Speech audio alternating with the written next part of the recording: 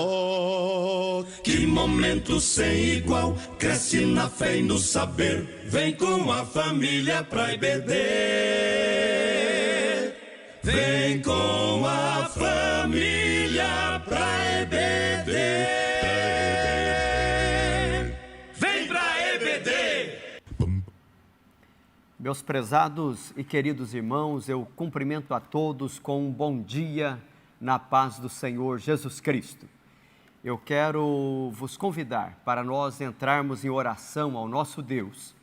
E nesta oração, eu coloco até, você pode visualizar aqui na tela, esta é uma semana especial para nós, assembleianos. Afinal de contas, a Igreja Evangélica Assembleia de Deus no Brasil completou agora, no último dia 18 de junho, 109 anos de existência aqui no solo brasileiro. Eu louvo a Deus pela vida dos saudosos missionários Daniel Berg e Gunnar Wingre, que deixaram a sua pátria na Suécia, vieram para os Estados Unidos da América e de lá foram enviados como missionários ao solo brasileiro.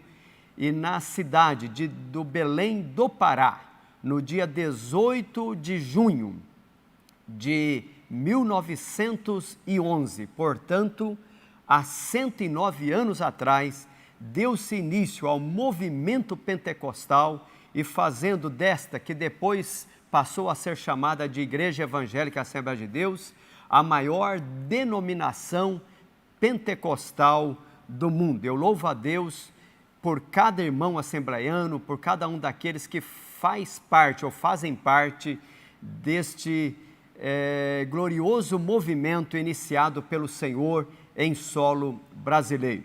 E a nossa casa publicadora, a nossa Convenção Geral das Assembleias de Deus, adotou esta semana, de 14 até o dia 20, como uma semana de oração em favor da nossa pátria, do nosso governo, da nossa economia, da nossa igreja, em favor da família brasileira. Portanto, eu quero vos convidar para nós entrarmos em oração ao Senhor nosso Deus. Oremos. Senhor bendito, como é bom ter o Senhor como centro da nossa vida. E aqui estamos, Senhor, iniciando mais uma semana. E estamos iniciando esta semana meditando na Tua santa e bendita palavra.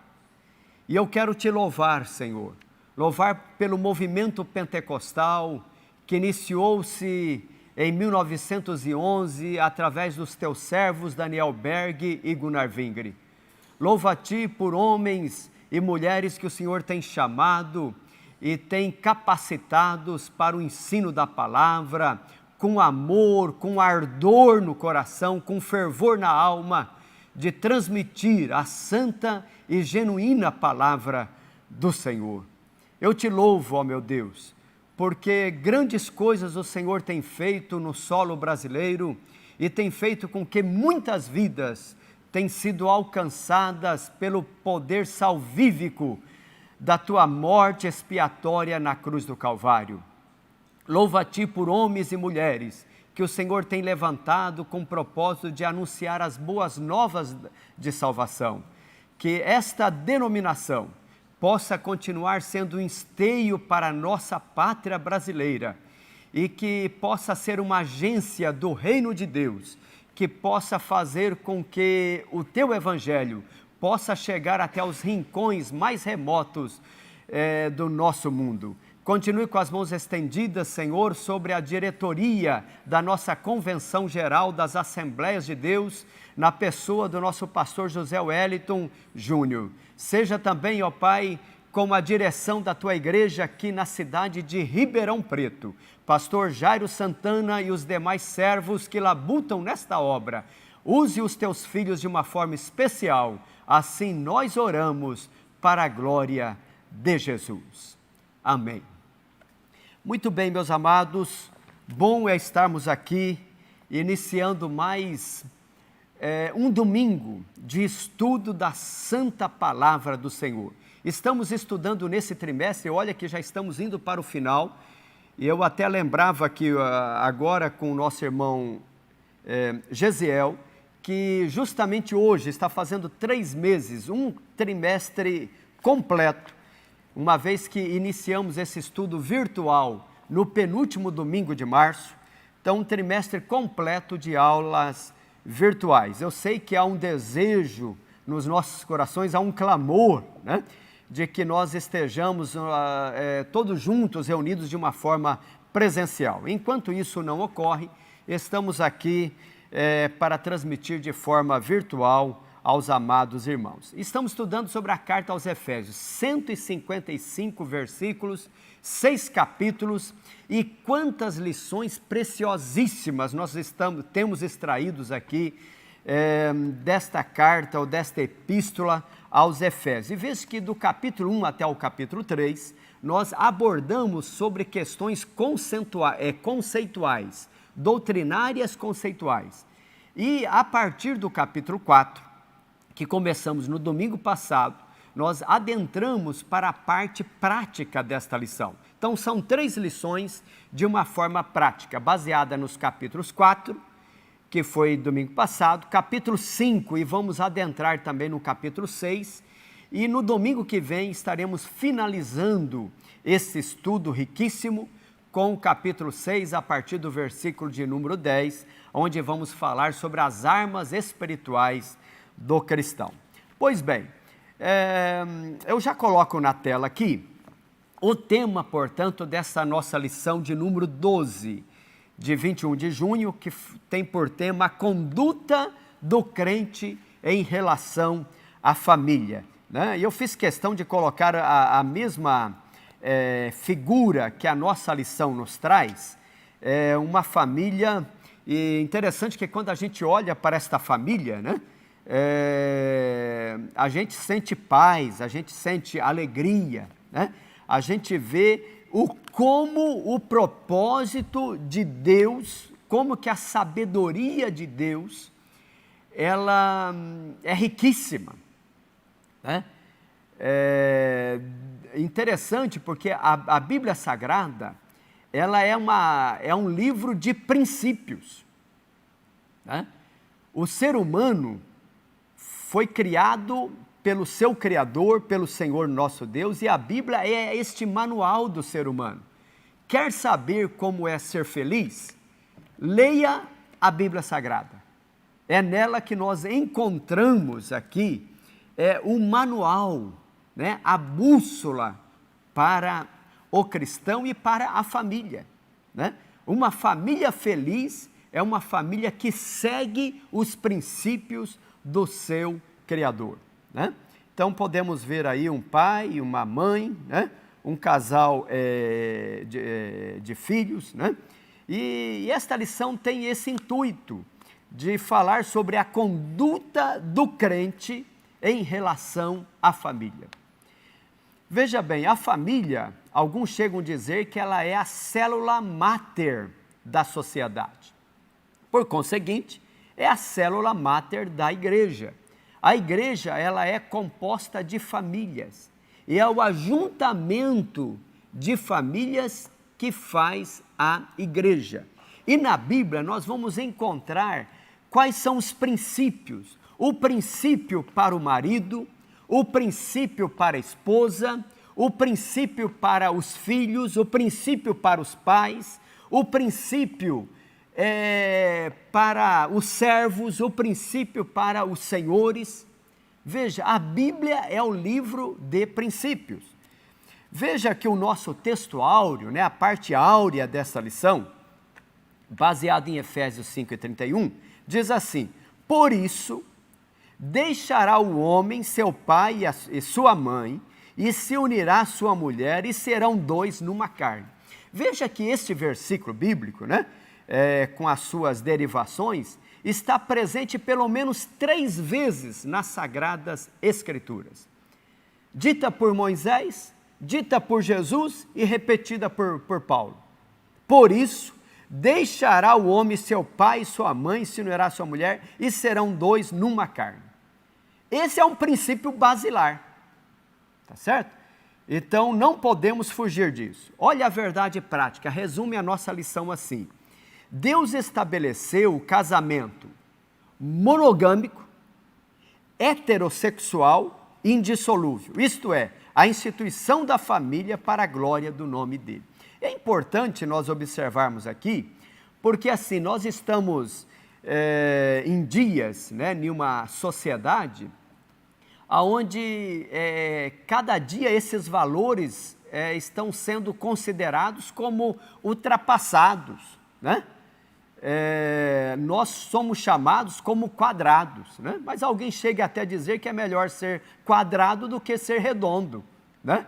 Aliás, parece que o nosso foco é sermos quadrados mesmo, porque a cidade para onde nós, os salvos, estamos caminhando, a Nova Jerusalém, é interessante, porque as dimensões que a Bíblia traz da Nova Jerusalém é de uma cidade quadrada, tá certo? As dimensões é de uma cidade quadrada. Eu creio que lá só poderá viver aqueles que são considerados pelo mundo aqui como quadrados, tá certo? Então, o casamento ele é monogâmico, é um homem para uma mulher. O que sair disso é disfuncional, é heterossexual, isso quer dizer, um homem com uma mulher. O que sair fora disso é contrário aos princípios divinos, é indissolúvel, independente, né? Nós estamos vivendo em época agora que o casamento, ele tem uma formalização legal perante a lei, né? Mas mesmo antes, isso é coisa mais recente, mesmo antes de ter uma formalização legal, o fato de um homem e uma mulher assumir um compromisso um com o outro, ali eles se tornam uma só carne, e sendo uma só carne, se torna indissolúvel. O que sair fora disso é disfuncional. Isto é, a instituição da família, né, para a glória do nome do Senhor. Pois bem, mas o tema principal não é tratarmos a respeito da questão da monogamia, da heterossexualidade e nem de falarmos que o casamento é indissolúvel, apesar de esses serem os princípios basilares. Mas nós vamos tratar aqui sobre 3 papéis, principalmente. O papel da mulher, o papel do marido e o papel dos filhos. Pois bem, nós vamos então para a nossa leitura bíblica em classe, que está na carta aos Efésios, capítulo 5, versículos 21 ao 33, e depois vamos ler também capítulo 6, versículos 1 ao 4. Na tela aqui, você poderá acompanhar então conosco, primeiramente Efésios capítulo 5, vamos para o versículo 21, diz assim: sujeitando-vos uns aos outros, veja que eu fiz questão de colocar em negrito e sublinhar, né? Uns aos outros, sujeitando-vos uns aos outros no temor de Deus. Vós, mulheres, sujeitai-vos a vosso marido como ao Senhor, porque o marido é a cabeça da mulher, como também Cristo é a cabeça da igreja, sendo ele próprio o salvador do corpo. De sorte que, assim como a igreja está sujeita a Cristo, assim também as mulheres sejam em tudo sujeitas a seu marido. Próxima tela. Vós, maridos, amai vossa mulher, como também Cristo amou a igreja e a si mesmo se entregou por ela, para a santificar, purificando-a com a lavagem da água pela palavra, para a apresentar a si mesmo igreja gloriosa, sem mácula, nem ruga, nem coisa semelhante, mas santa e irrepreensível. Próxima tela. Assim devem os maridos amar a sua própria mulher como a seu próprio corpo. Quem ama a sua mulher, ama-se a si mesmo. Veja que aqui, amado, só fazendo uma observação, eu fiz questão de sublinhar a palavra como, né?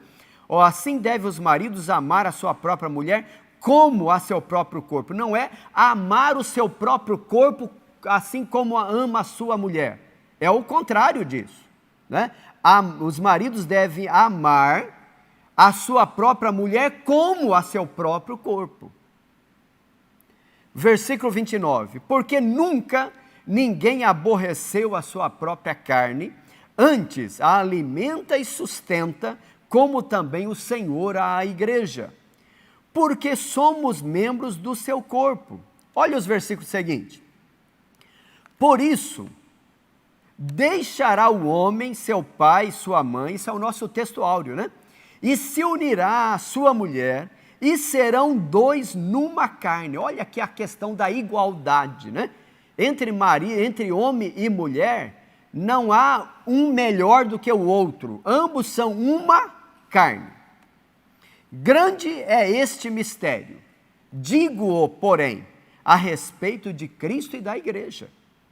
Assim também vós, cada um em particular, ame a sua própria mulher como a si mesmo. E a mulher reverencie o marido. Vamos aprender o que é esse reverenciar. A tela seguinte, agora Efésios 6, do 1 ao 4. Vós, filhos, sede obedientes a vossos pais no Senhor, porque isso é justo. Então, há um modelo, o modelo é no Senhor, né? A vossos pais no Senhor, porque isto é justo.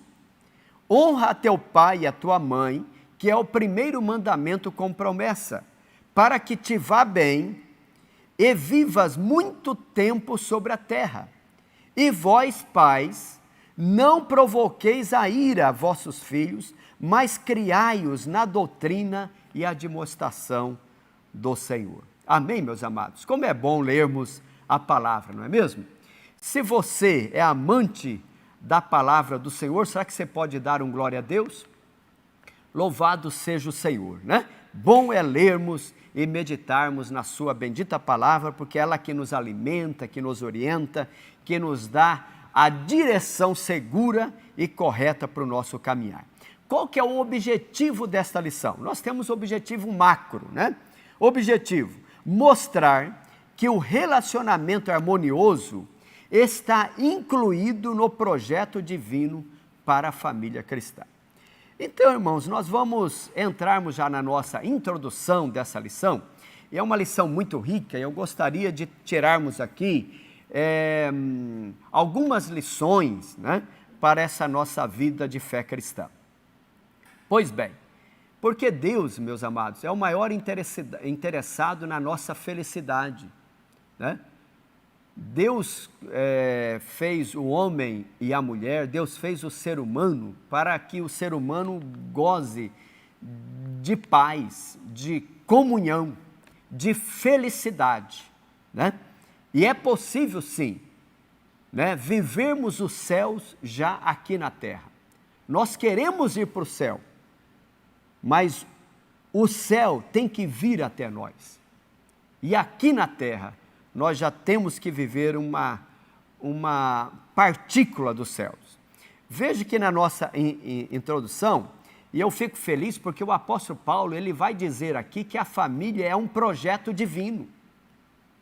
Satanás tem procurado destruir as famílias o tempo todo. O tempo todo. Isso não é de hoje, isso já vem do Éden. Isso já vem de lá. E durante todos esses quase 6.000 anos de história, né?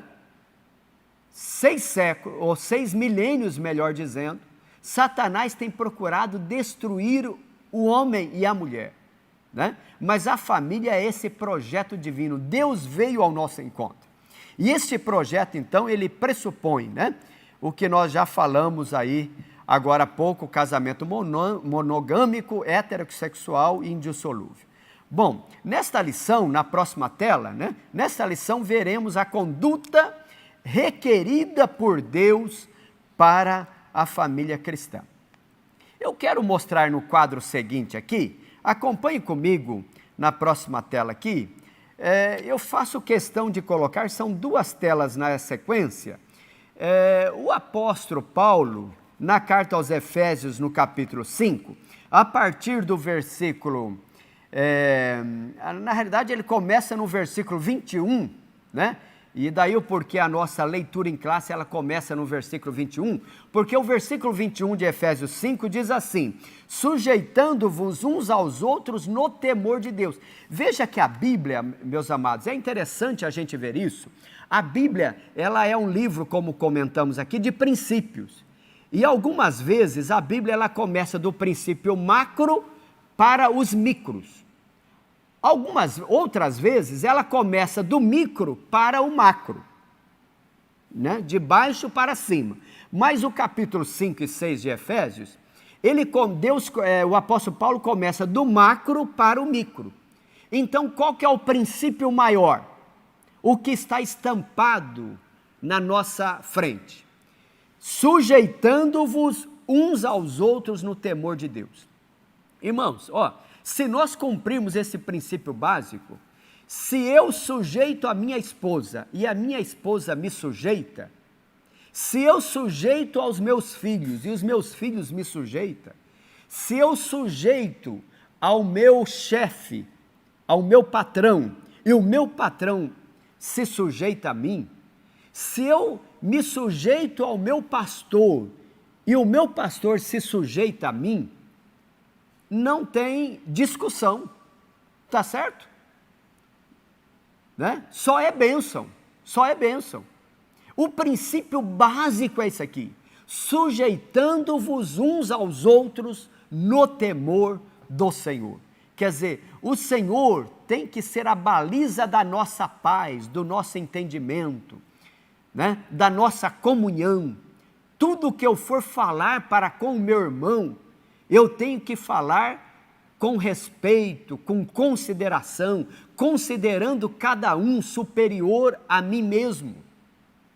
Se eu cumpro esse princípio, amém. Veja que todos os demais princípios abaixo, e são 6 princípios. Veja que o número 6 na Bíblia é o número do homem. Assim como o número 7 é o número da perfeição, o número 6 é o número do homem. O homem foi criado no 6º dia, né? Tá certo? E veja que nós temos 6 princípios, do capítulo 5, do versículo 22, até o capítulo 6, né? Capítulo 6 e o versículo 9. 6 princípios, e todos eles começam com a palavrinha vós. Começa assim o versículo 22, vós mulheres. Olha o versículo 25, vós maridos. Olha o capítulo 6, versículo 1, vós filhos. Capítulo 6, versículo 4, vós pais. Versículo 5, vós servos. Versículo 9, vós senhores.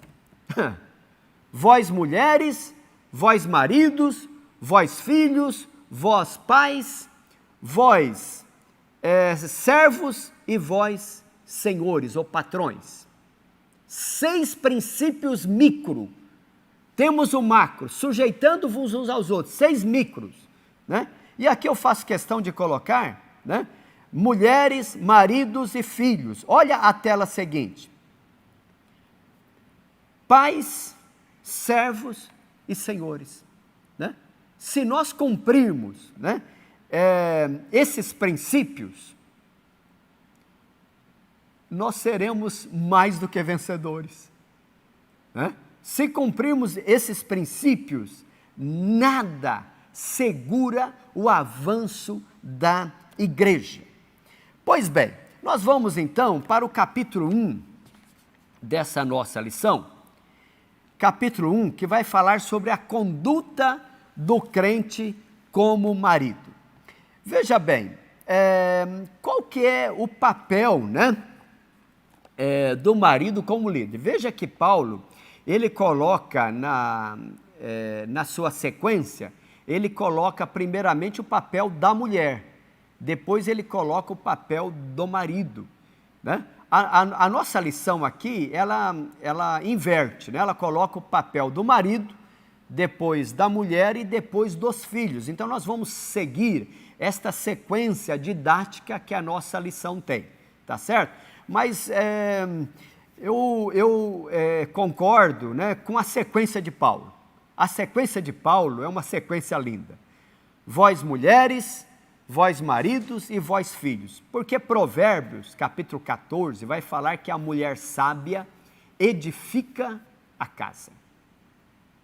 Chega em uma casa onde não tem uma mulher sábia, facilmente você a identifica, tá certo?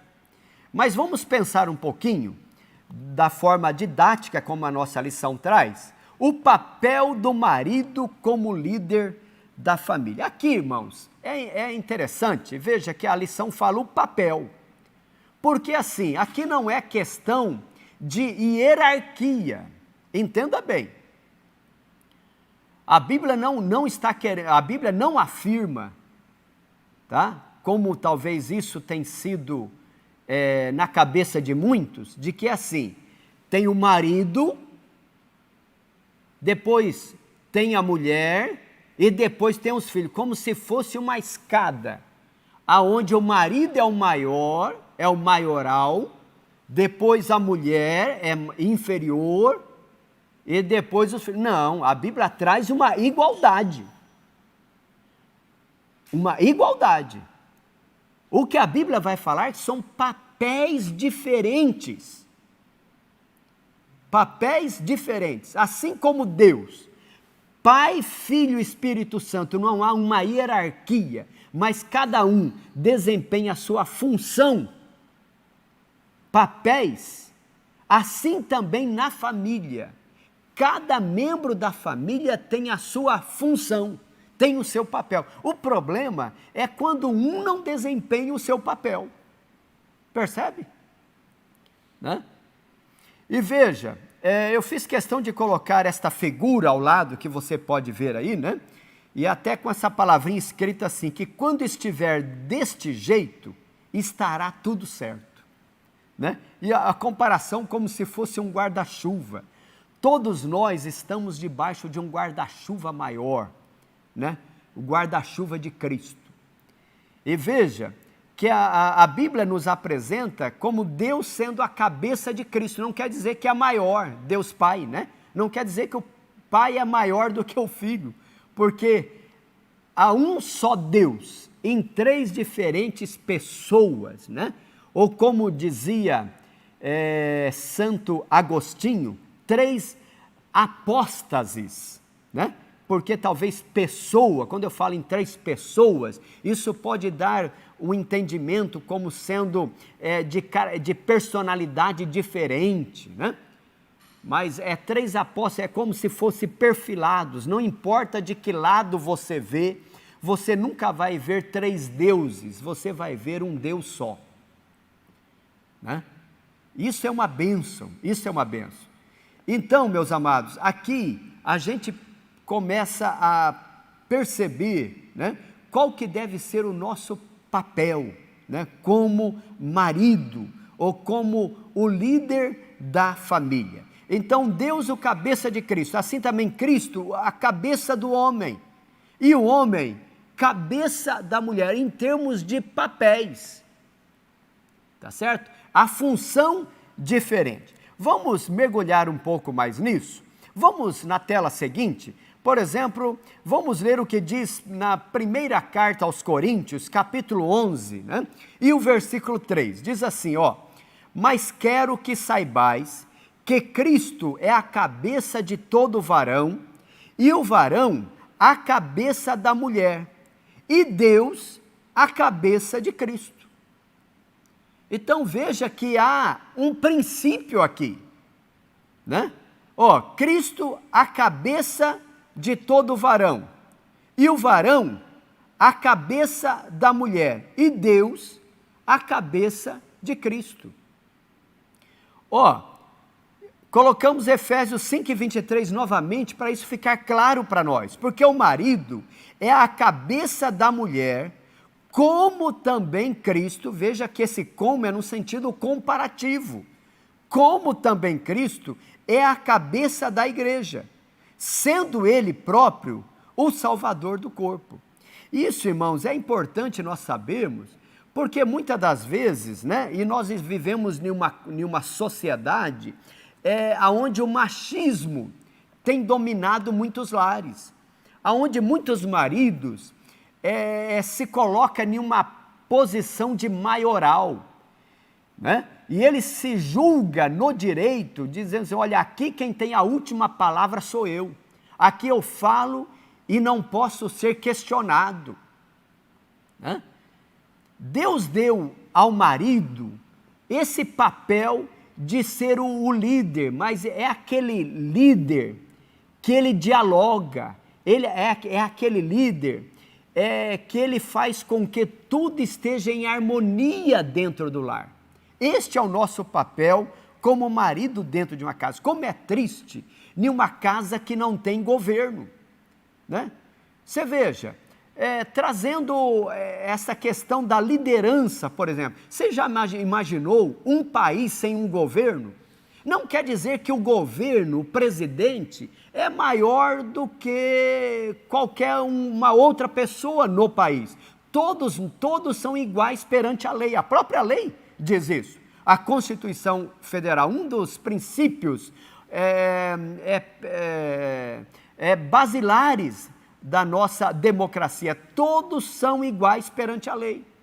Todos são iguais, no mesmo sentido, mas no papel na função, cada um tem uma função. O presidente tem a função de ser o líder. Imagine um país desgovernado, né? Imagine agora, por exemplo, na igreja. Imagine se a igreja não tivesse uma liderança, um líder.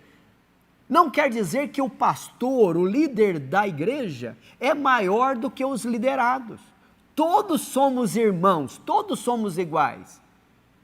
Mas no papel, o pastor tem uma função de liderança. Percebe?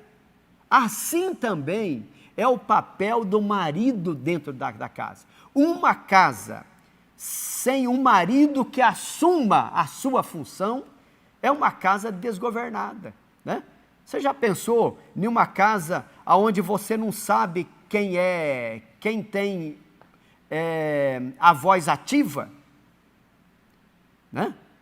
É uma família que está fadada ao fracasso, né?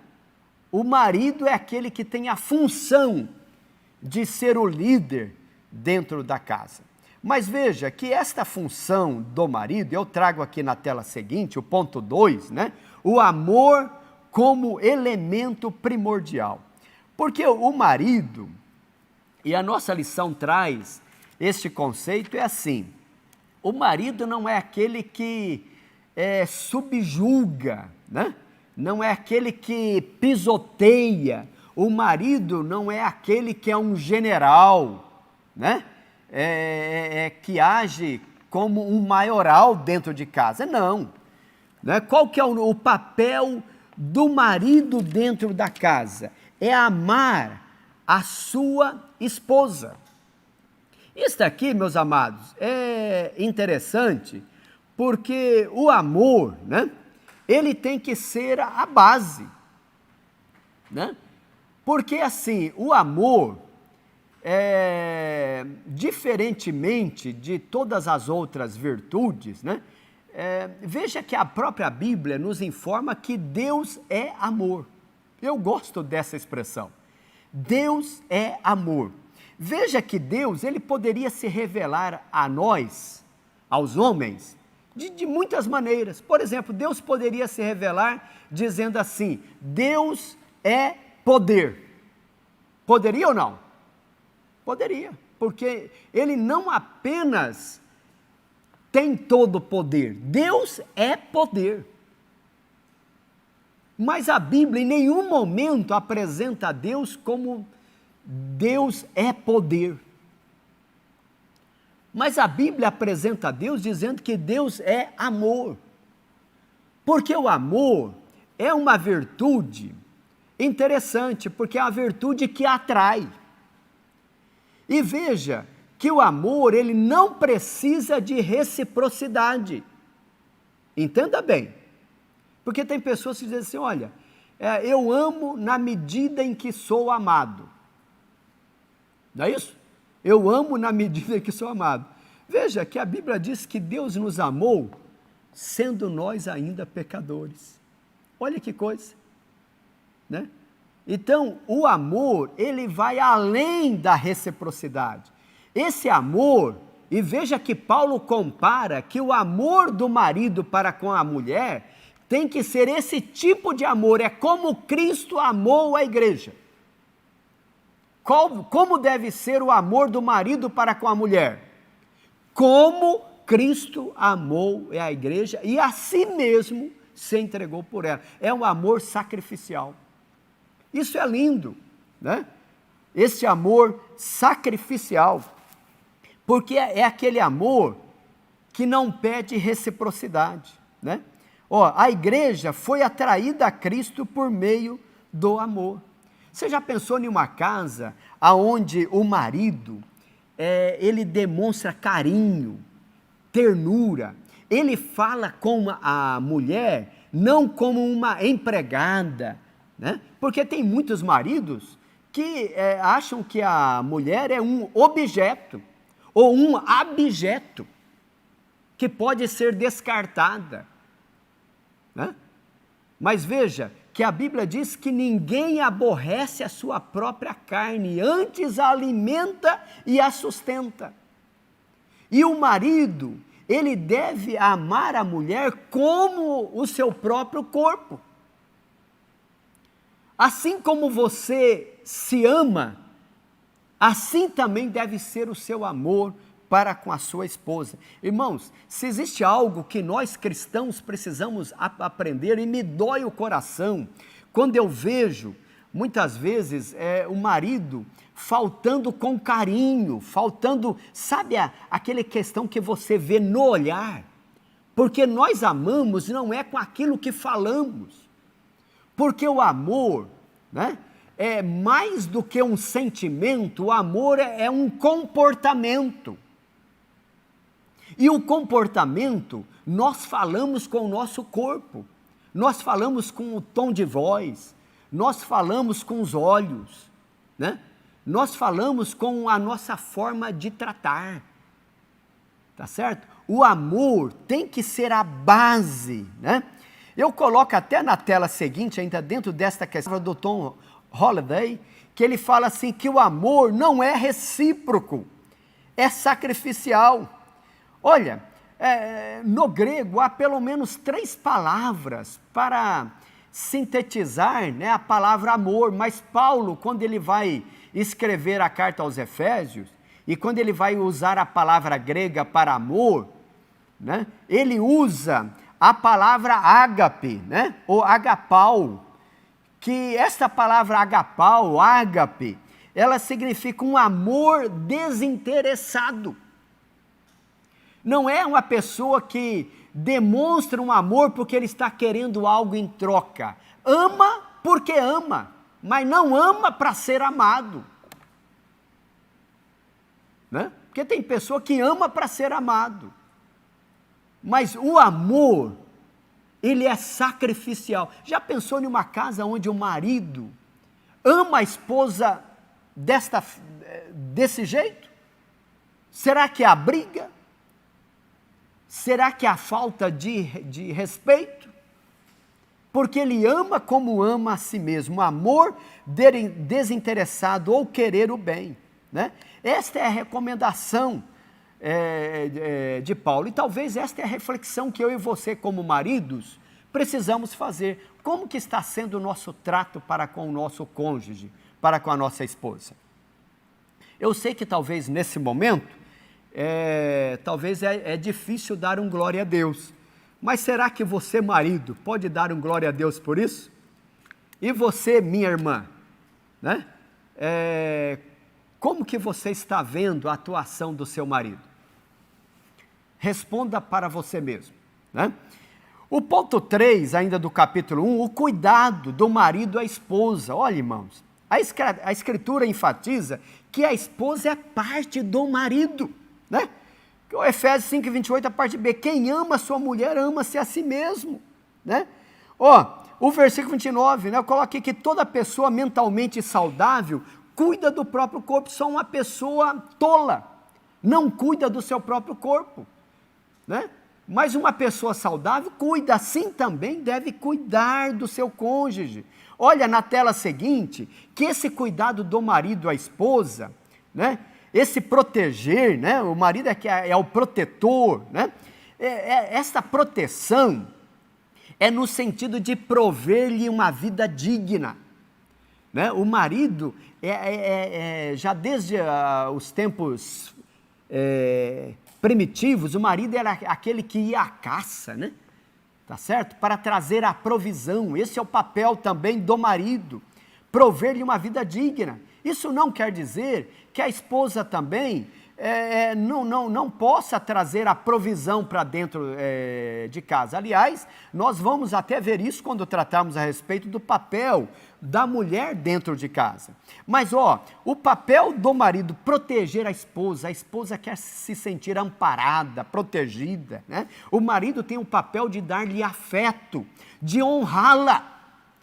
Irmãos, dói o coração quando eu vejo, talvez, marido falando da esposa, né? Isso não é algo sensato. Não, senhores. Honra a sua esposa. Tal demonstração de amor deve ser sincera, tanto em público quanto em particular, porque assim, tem pessoas que ele só elogia em público, né? Pelo Facebook, pelo Instagram, pelas redes sociais, aquilo é de encher os olhos, mas e no particular? É importante que sejam em ambos, mas se for ter que escolher, escolha no particular. Honre, dê-lhe afeto e dê-lhe a provisão. Este é o nosso papel de marido. Eu fecho aqui este tópico primeiro, né? Até para que os irmãos não fiquem muito bravos comigo, os maridos, né? Tá certo? Mas vamos ver a síntese deste tópico 1. Ao marido, Deus delegou a liderança do lar e o dever de amar sua esposa com verdadeiro altruísmo, né? Tá certo?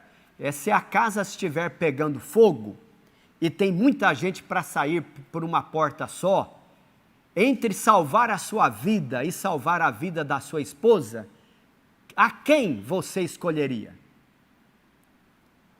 Que o seu amor e o meu amor seja um amor altruísta. Amém, meus amados? Pois bem, mas vamos para o ponto 2, a conduta do crente como esposa. Falamos sobre o papel do marido, mas qual que é o papel da esposa? Bom, o conceito bíblico é o conceito de submissão. E aqui, esta palavra submissão, muitas vezes tem sido mal interpretada. Nós passamos recentemente pelo nosso Brasil,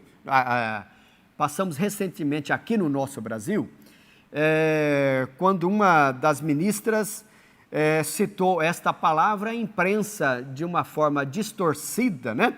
E sem entender o conceito bíblico, talvez trouxe numa outra vertente. Mas a submissão, ela significa estar debaixo da missão de. Então Deus deu uma missão para o varão, mas Deus deu também uma missão para a mulher. Então o marido tem uma missão, a mulher tem também a sua missão. E a missão da mulher é estar debaixo da missão dele, quer dizer, ele precisa cumprir a missão dele para a qual Deus lhe deu. E a mulher vai ajudá-lo, vai ser a auxiliadora, vai ser a adjutora, vai ser aquela que vai estar ao lado dele para fazer com que a missão seja cumprida. Olha que coisa. Efésios 5:22, né? Vós mulheres, sujeitai-vos a vosso marido, né? Se parasse aqui, esse versículo poderia dar dúbia interpretação, né? Vós mulheres, sujeitai-vos. Alguém poderia entender que a mulher estaria embaixo e o marido em cima a pisando. Mas há um modelo. E qual que é o modelo da submissão? É como ao Senhor. E veja, assim como a igreja se sujeita a Cristo, e Cristo não pisoteia a igreja, não, Cristo a ama e a sacrifica por ela, tá certo? Assim também, a mulher se sujeita por amor ao marido, porque o amor do seu marido está nela.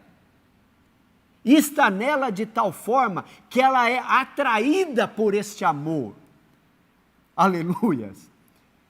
E esta sujeição, ela não é um fardo, mas ela é algo agradável, é algo que lhe dá prazer, né? Isso não significa, eu coloquei até em vermelho aqui, que não significa obediência inquestionável. Isso não quer dizer que dentro do lar, né, não possa haver opiniões diferentes, mas as divergências têm que levar para uma convergência. Olha na tela seguinte, a lição nos traz aqui que é como que o cristianismo veio libertar as mulheres. A cultura judaica era uma cultura, e né, ainda, uma cultura muito machista. Né? Na cultura judaica, por exemplo, a mulher ocupava posição secundária e era parte da propriedade de um homem, né? Como se o homem fosse dono dela, tá certo? E veja que o cristianismo, por isso que o cristianismo é a libertação das mulheres. Aliás, a Bíblia, ela vem trazendo esse conceito já desde o Éden. Veja que Satanás, já desde o Gênesis capítulo 3, tem procurado escravizar as mulheres.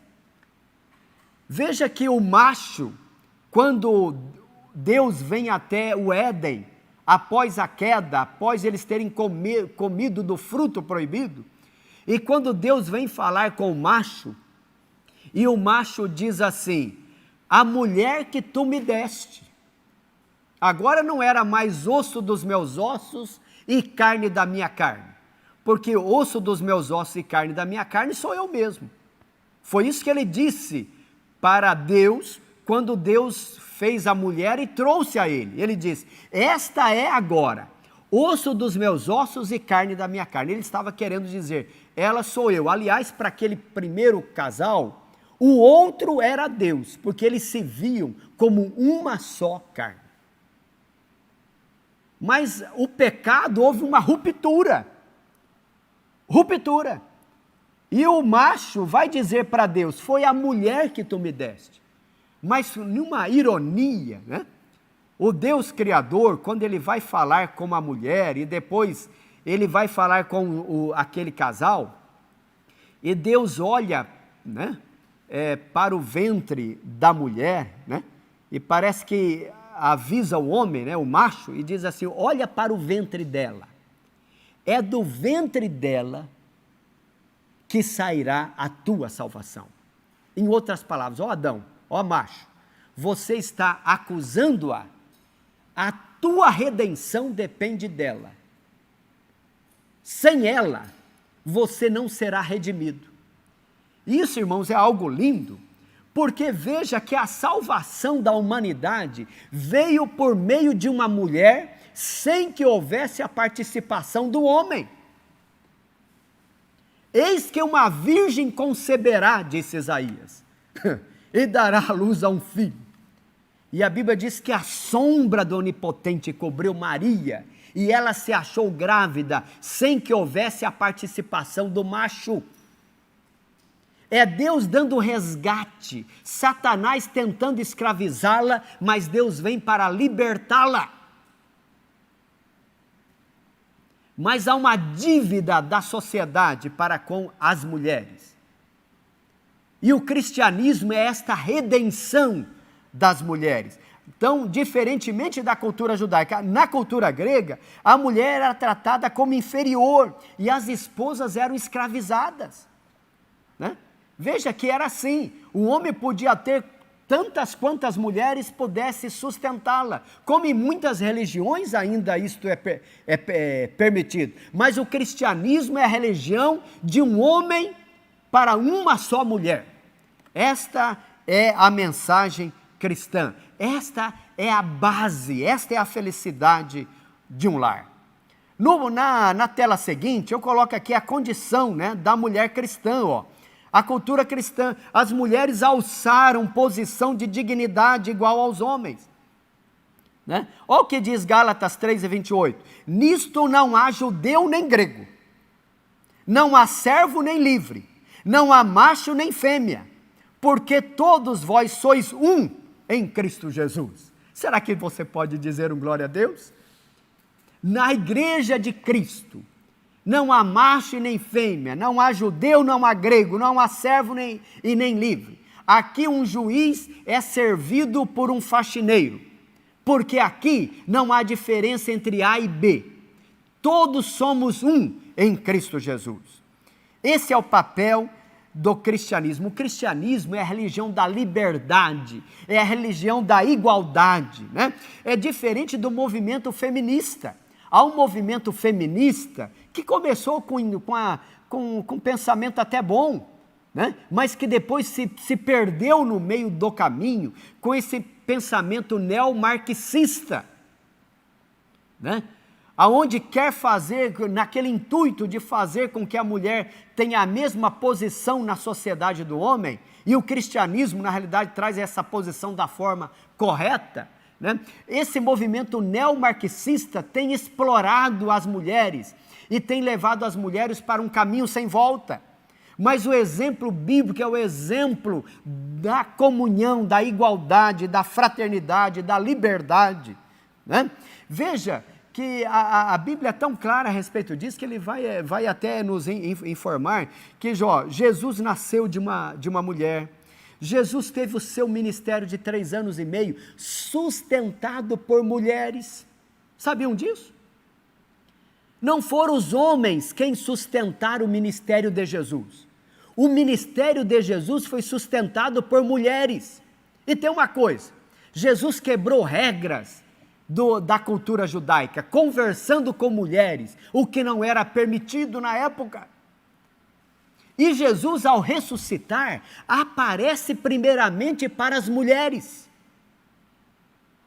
Jesus está quebrando regras e ele está mostrando que no reino de Deus não há macho e nem fêmea, todos são iguais perante o Senhor. Eu coloco na tela seguinte, né? Provérbios 14, ó. Provérbios 14, versículo 1.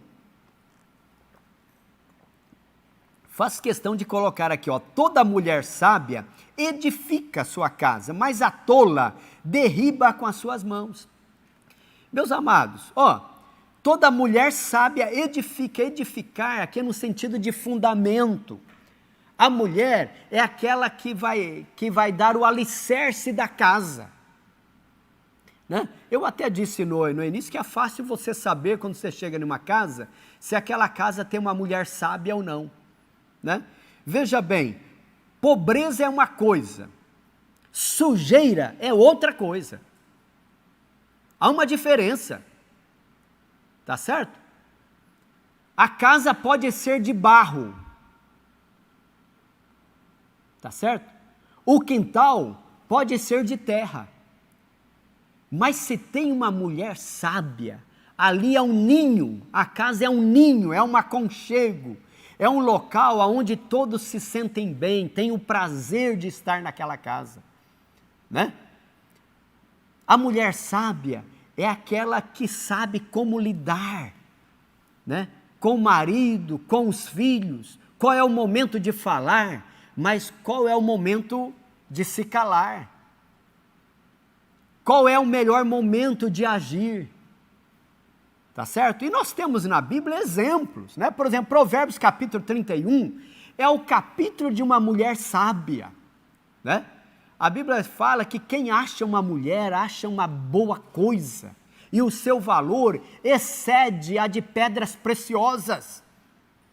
Capítulo 31 é o conselho de uma mãe sábia para um rei né, o rei Lemuel, para que ele encontrasse uma mulher sábia. E veja que a mulher sábia aqui, esta mulher, ela levanta cedo pela manhã, ela não come o pão da preguiça. Essa mulher, ela é mercadora, ela compra e vende. Essa mulher, ela dá ordem aos seus servos, ela tem o papel de liderança também na casa, tá? Juntamente com seu marido. Esta mulher, então, ela tem todos os requisitos para edificar a sua casa, né? Eu perguntaria, não é isso? Como que está sendo o seu papel, minha irmã, na sua casa? Você tem agido com sabedoria? Né? Você tem agido com submissão para com o seu marido? Tem procurado edificar a sua casa? Que haja uma reflexão nesta manhã de domingo. Na tela seguinte, eu coloco aqui a reverência, né, devido ao marido. Eu até não gosto muito desta tradução Almeida Revista e Corrigida, que traz a palavra reverência, porque a palavra reverência pode dar um sentido mais como que a mulher prestando um culto ao marido, né? Como alguém que está de joelho, né? Quase que clamando por misericórdia. Não é esta a intenção aqui e não é o que o texto diz, né? Se você pegar outras traduções, por exemplo, a NVI deixa mais claro, né? Diz assim, ó, portanto, cada um de vocês também ame a sua mulher como a você mesmo, e a mulher trate o marido com todo o respeito.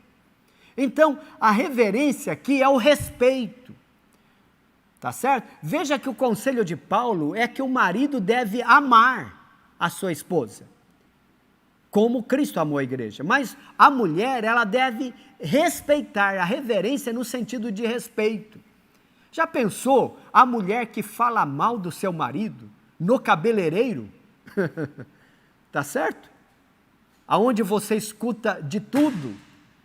A mulher sábia é aquela que tem o respeito para com o seu marido.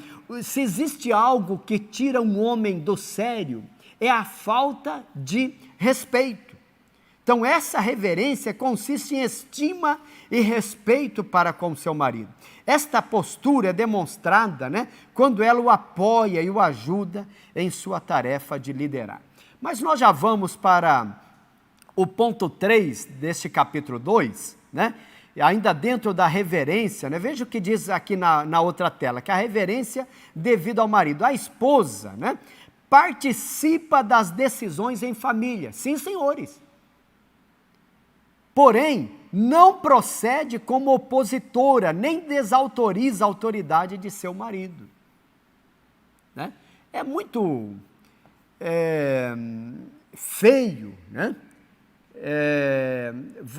Quando você está conversando com um casal, né? E quando o marido fala alguma coisa e a esposa o desautoriza, né? Isso fere o nosso coração. Imagine o coração de Deus. Isso é verdade para com o marido, mas é verdade para com a esposa também, né? É recíproco aqui. A sujeição tem que ser uma sujeição recíproca, como comentamos, Efésios 5 e 21. Sujeitai-vos uns aos outros, né? Mas a esposa, ela toma, sim, decisão. Já pensou em uma casa onde o marido não tem muito cabeça, né? E ele hoje está no emprego, amanhã está no outro, ele não sabe o que fazer, se não tiver uma mulher sábia, né, para ajudar nas tomadas de decisões, o fracasso é certo. Então, a mulher tem toda a função na sua casa de participar das decisões. Tá certo? Será que você, irmã, pode dar um glória a Deus? A síntese, o fechamento, né, deste capítulo 2. A esposa, Deus delegou a tarefa de respeitar a autoridade do lar conferida ao seu marido, né? Este é o papel das mulheres ou da mulher dentro de casa. Se nós cumprirmos Se o marido cumprir com o seu papel e a mulher cumprir com o seu papel, este lar é um lar frutífero, abençoado, né? Porque estão fazendo aquilo que determina o manual do ser humano. Pois bem, vamos para o capítulo 3 da nossa lição. O capítulo 3 vai falar sobre o papel dos filhos. E aqui, meus amados, é algo importantíssimo, né? Porque assim, se tiver uma solidez entre marido e mulher, né? Onde a mulher é atraída pelo amor do marido, e o amor do marido é de tal forma que faz com que a mulher lhe sujeita por este amor, né? Este lar é um lar agradável, é um lar onde os filhos têm o prazer de estarem juntos, né? O Salmo 127, o Salmo 128, né? Que nós cristãos chamamos como Salmo da família, né? Este Salmo, ele já traz por si só esta definição. O Salmo 127 diz que se o Senhor não edificar a casa, em vão trabalham os que edificam, né? Então o Senhor é aquele que edifica a casa. E nós, como construtores, nos aliamos ao construtor dos construtores, né? Para fazer com que a nossa casa seja bem alicerçada, né? Mas o Salmo 128, né? A partir dos versos 1, ele diz que bem-aventurado é aquele que teme ao Senhor e anda no seu caminho, pois comerás do trabalho das tuas mãos, feliz serás e irá bem. Aí vem que a tua mulher será como uma videira frutífera aos lados da tua casa. Olha, e os teus filhos como plantas de oliveira à roda da tua mesa, né? Já pensou? A vontade de Deus é que haja felicidade no lar, né?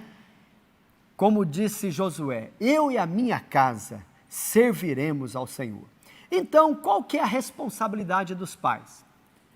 Bom, nossa responsabilidade é muito grande. Eu tenho 3 filhos. Cada filho é diferente do outro. Eu não posso agir com um à medida ou na medida em que eu ajo com o outro. Cada filho eu preciso agir de uma forma diferente.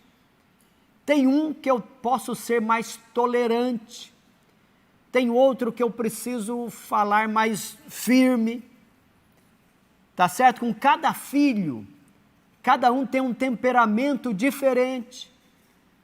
E a Bíblia é o nosso manual. Há momento em que nós não sabemos como agir, como fazer, mas caímos de joelhos. Marido e mulher, o casal, de joelho dobrados em oração, pedindo ao Senhor, Senhor, nos dê a orientação. Senhor, que não seja nós que vamos agir, mas haja por nós. Como eu devo fazer, né? E qual que é a nossa responsabilidade? Veja Efésios 6:4. E vós, pais, né? Não provoqueis a ira, né? A vossos filhos, 6:4, né? Não provoqueis a ira a vossos filhos, né? Faltou o ai, mas criai-os na doutrina e admoestação do Senhor. Aqui, irmãos, essa questão criai-os na doutrina e admoestação são 2 palavras, né? O que é doutrina? Doutrina vem da palavra grega paideia, e essa palavra paideia, né? Talvez é a junção aqui de pai com ideia, né? Paideia. Na realidade, é a questão de orientação, né? Como se, a questão do treinamento, é como se fosse aqui o pedagogo, né? A orientação, o treinamento para o desenvolvimento do caráter e pronta obediência às normas, né? Então, a responsabilidade nossa como os pais, nós temos que ter o cuidado para não provocar a ira, né? Há momentos, né, em que o silêncio tem que falar mais alto do que as nossas palavras, né? Há momento de falar, mas há momento de ouvir, né? E eu vejo que muitas vezes nós pecamos muito nesta área. E a família, nós como pais precisamos aprender isso. Veja na tela seguinte, por exemplo, a palavra admoestação, né? Admoestação, vem do grego notesia, que significa instrução ou advertência que faculta a distinção entre o mal e o bem, ou entre o bem e o mal. Veja que nós estamos em uma sociedade onde o mundo quer nos trazer uma outra forma de ensinamento aos filhos. E daí o porquê a gente vê a sociedade sem Deus caminhando de mal a pior.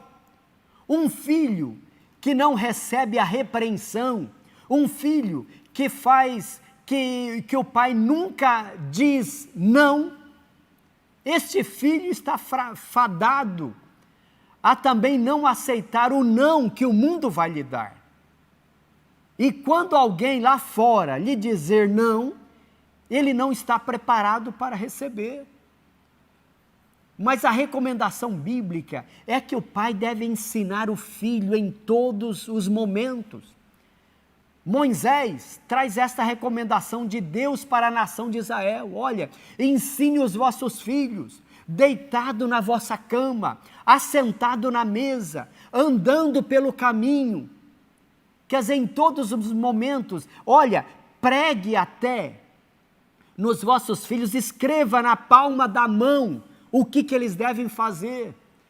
Moisés vai mais além e diz assim: olha, coloque na frente dos seus filhos como uma testeira, né? Uma filactéria, uma testeira, a palavra do Senhor. E daí o porquê os judeus, eles usavam, né? ou usam ainda o mezuzá, que é algo que é colocado nos umbrais da porta, com uma inclinação correta ali, para que toda a família, ao entrar na casa, se encurve diante da palavra, né? A palavra do Senhor deve ser transmitida aos nossos filhos, assentado em casa. Isso é algo, irmãos, que nós temos que aprender. As famílias hoje, por exemplo, não estão tendo mais tempo de se reunir para o almoço e para o jantar, para o café da manhã. A alimentação é algo sagrado, não podemos perder isso de vista. Aonde pai, mãe e filho se reúnem em torno da mesa para aquele momento de comunhão. E aonde o pai ensina aos filhos, a mãe ensina aos filhos, os filhos dialogam com o pai, né? Isso deve fazer parte da família cristã. Veja na tela seguinte, eu coloco até a passagem de Provérbios capítulo 22 e o versículo 6. Trago ele até em duas versões, tanto na Almeida Revista e Corrigida, como na Nova Versão Internacional. Diz assim, na Almeida Revista e Corrigida, instrui o menino no caminho. Eu fiz questão de sublinhar a palavra no. Instrui o menino no caminho. Porque assim, você não deve ensinar o menino o caminho. Não é apenas dizer o que ele deve fazer, mas é no caminho, quer dizer, você tem que estar com ele, juntamente com ele, de mãos dadas. Instrui o menino no caminho em que deve andar. Olha a NVI, instrua a criança segundo os objetivos que você tem para ela. Então, qual que é o seu objetivo para o seu filho? É que ele seja um homem e uma mulher cristã? Que conheça os princípios da palavra de Deus? Que seja um bom pai? Que seja uma boa mãe? E mesmo com o passar dos anos, não se desviará deles.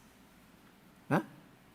É como alguém que ensina a criança a falar um outro idioma.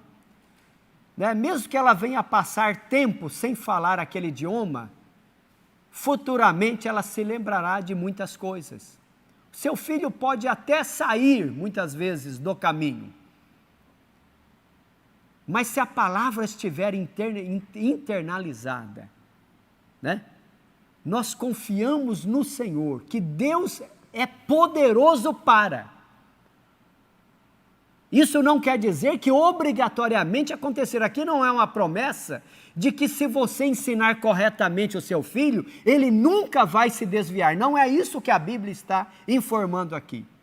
A informação aqui é que se você instruir o menino no caminho, estiver junto com ele nos primeiros anos de formação, mesmo quando ele estiver lá fora, talvez desviado dos caminhos do Senhor, mas aquilo estará internalizado. Deus é poderoso para fazer com que ele volte. A decisão é dele. Tá certo? Então, cuidado, porque muitas vezes alguém aqui pode se culpar, dizendo, mas Senhor, aonde eu errei? Talvez o erro não foi dos pais. Os pais fizeram tudo o que era possível, né? Mas a salvação, ela é individual. A Bíblia diz que não é o filho que salva o pai, não é o pai que salva o filho. Na tela seguinte, né, a conduta requerida dos filhos. Ao papel dos pais, né? Os pais é aquele que traz a provisão, é aquele que ensina, aquele que instrui, é aquele que muitas vezes usa até a vara, né? Usa a vara. Eu sei que nós estamos no momento agora que falar em vara, para muitos até dói, mas eu prefiro ficar com o que diz a palavra, tá certo? Uma varinha de vez em quando não faz mal não, tá certo? Agora, o pai não é aquele que espanca, não, senhores. Aliás, a Bíblia condena isso, tá certo? Mas a criação dos filhos envolve a disciplina. A disciplina tem que fazer parte. No ponto 2, a conduta agora requerida dos filhos. Vós filhos, sede obedientes a vossos pais no Senhor, porque isto é justo. Por que o filho tem que ser obediente aos pais? Porque isto é questão de justiça. Isto é justo. Obediência, né? Enquanto os filhos estiverem sobre a tutela dos pais, né? É tão claro que os filhos depois, né, de adulto, depois que saem de casa, eles vão viver a sua vida, tá certo? E não cabe ao pai, né, o casal sábio é aquele casal que não vai interferir, né, porque é um perigo muito grande, os filhos casam, né, e o casal quer interferir na vida da nova família que se inicia. Agora eles vão viver a vida deles, né? Os pais podem até orientá-los se forem procurados ou se perceber que há uma grande necessidade, mas na medida do possível deve evitar, né? Deixará o homem o seu pai e a sua mãe e unir-se-á à sua mulher, e serão ambos uma só carne. É uma nova família que se inicia e nós temos que ter esta sabedoria, né? Mas veja, a honra não tem fim. A obediência, né, dos filhos aos pais é enquanto estiverem dentro de casa. Agora, a honra é um dever para a vida toda. É de doer o coração quando filhos desrespeitam os pais. Quando os filhos, ou quando um filho se julga no direito, né, de desabonar a conduta do pai, né, por mais que o pai esteja errado. A Bíblia traz um exemplo, por exemplo, de Noé, o patriarca Noé. Veja que de 3 filhos, um dos filhos, por nome de Cã, desrespeita a honra do seu pai. E a palavra do seu pai foi dura, né? Dando uma palavra ali até ao extremo talvez, e fazendo com que a descendência do seu filho fosse castigada por um ato praticado pelo filho. É isso? Cã peca e Canaã, o filho de Cã, acaba sendo punido por uma desonra, né, que Cã fez ao seu velho pai Noé. Então, a questão da honra, né? Quer ser honrado, você que é filho, quer ser honrado pelos seus filhos? Honre o seu pai. Este é um dever, né? Veja aqui no ponto 3, na página seguinte, eu coloco aqui que este é um mandamento com promessa, né? E veja que esta promessa ela é dupla. Obediência e honra é uma promessa dupla. Por que é uma promessa dupla? Porque a Bíblia diz assim, honrar pai e mãe, primeiro, para que te vá bem. E segundo, para que vivas muito tempo sobre a terra. Veja, esta promessa não tem nada a ver com salvação. Aqui não está se referindo se vai ser salvo ou vai ser perdido. Não é isso que está em voga aqui. Aqui são promessas para a vida. Há famílias que não conhecem a Deus, mas a família segue esse princípio, que talvez sem saber, mas que é um princípio bíblico. Tem muitas famílias que não conhecem a Deus, não tem nada de cristão, né? Mas ali há uma reverência, há uma obediência, há uma honra, há um respeito dos filhos para com os pais, né? E você veja que é uma família saudável, dá gosto de ver o respeito, o carinho, a ternura, né? Isso são promessas que não interferem na salvação, mas são promessas para a vida. E é uma promessa dupla, para que te vá bem, né? É a lei da semeadura, tá certo? Eu tenho o meu papai, né, hoje já com seus 76 anos de idade, né, e que é um exemplo para mim de um homem honrado. E eu tenho o dever de honrá-lo e de respeitá-lo em todos os momentos. E você que é filho, como que está a tua honra, né, para com o seu pai? E a segunda promessa é para que vivas muito tempo sobre a terra. Então, ao obedecer e honrarem a seus pais, os filhos submetem-se ao arbítrio de Deus, que os recompensará com benesses espirituais. Então, esta é uma promessa para a vida, mas que tem a sua fagulha na parte espiritual. Amém, meus amados? Será que você pode dar um outro glória a Deus? E nós finalizamos aqui na tela seguinte a síntese, então, deste capítulo 3. Aos pais, Deus delegou a responsabilidade de educar, né? Educar, tira aí o E, né? De educar os filhos. Não, de educar e aos filhos o dever de obedecer e honrá-los. Eu vou ler novamente aqui. Aos pais, Deus delegou a responsabilidade de educar e aos filhos o dever de obedecer e honrá-los. E nós vamos, irmãos, para a tela final, a conclusão desta nossa lição. Que no modelo divino, todos os membros da família cumprem deveres específicos, né? Cada um de nós temos o nosso papel na família. Eu, como marido, tenho o meu papel, mas além de marido, eu tenho o meu papel quanto pai. Além de marido e pai, eu exerço também o papel quanto filho. Cada um de nós temos o nosso papel. O desempenhar deste meu papel desencadeará aquilo que eu projeto para a minha família. A minha família é o reflexo. Veja bem, a minha família é o reflexo da forma como eu desempenho o meu papel. O meu papel como marido, de amar a minha esposa e me entregar por ela.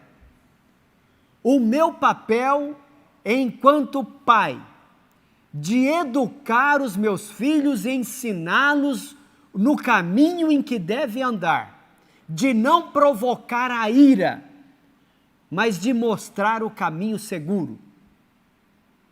Mas eu tenho também o meu papel quanto filho, e o meu papel de honrar os meus pais, enquanto estiverem com vida. Será que eu e você estamos prontos a seguir os conselhos exarados nas Sagradas Escrituras? A nossa sociedade precisa de famílias seguras, de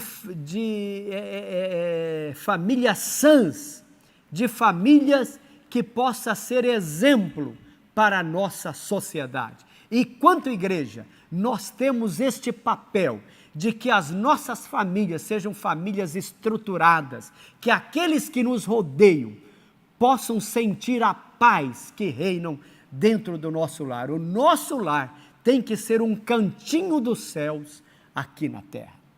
Eu louvo a Deus pela sua vida, louvo a Deus pela vida de cada aluno da escola dominical, por cada professor, por cada superintendente.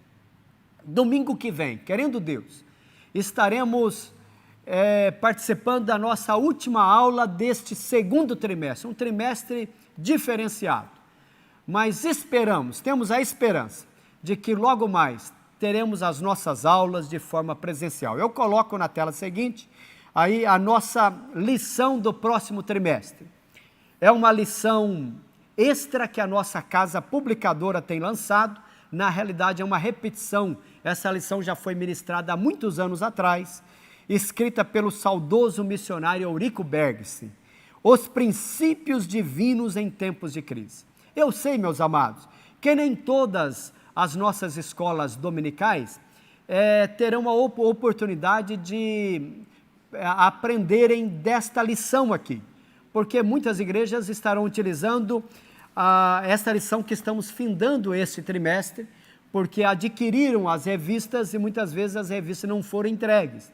Não há pecado nenhum, tá? Sinto-se à vontade a respeito disso, mas aqueles que puderem, é bom que adquirem já essa lição extra da nossa casa publicadora. Eu acho que é um tema que vem ao encontro, né, desta necessidade da igreja, na retomada da economia do nosso país, na retomada também dos nossos cultos. Amém?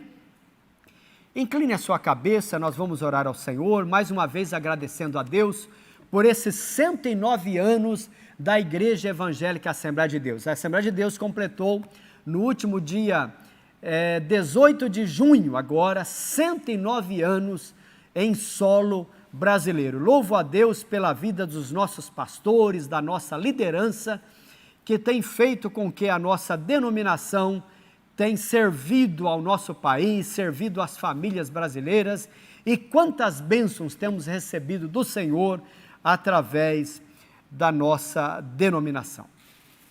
Amém? Oremos ao Senhor. Senhor bendito, nós te agradecemos, Senhor, por esta manhã tão abençoada, aonde ministramos aqui a Tua palavra, e com este assunto de tanta importância, essa questão prática da Tua palavra, aonde o Senhor usou a Paulo, e depois de trazer partes conceituais à igreja de Éfeso, mas ele vai agora ensinar aos nossos irmãos, às famílias da igreja de Éfeso, e por conseguinte, a família da nossa igreja na atualidade, sobre como nós devemos nos comportar como maridos, comportar como esposas, comportar como filhos, como pais, na tua casa ou perante a sociedade.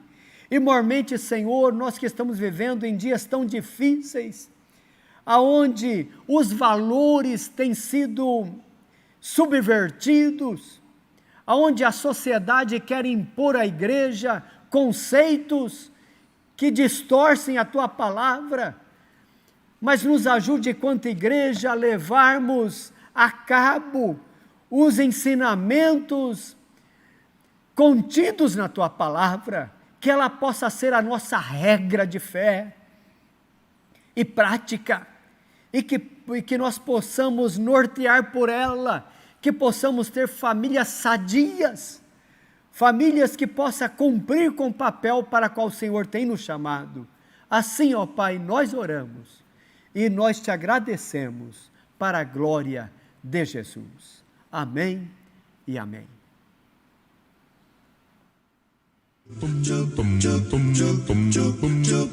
Estudar a Bíblia, estudar a Bíblia, estudar a Bíblia na escola dominical. Estudar a Bíblia, estudar a Bíblia, estudar a Bíblia na escola dominical. Vem mais de Deus aprender, fortalece e faz crescer. É domingo de manhã na EBD.